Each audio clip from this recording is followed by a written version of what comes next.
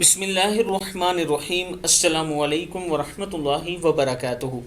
عابد راجہ channel کی طرف سے آج میں اپنے دوستوں کو بہت ہی پیاری دعا پڑھنا سکھاؤں گا۔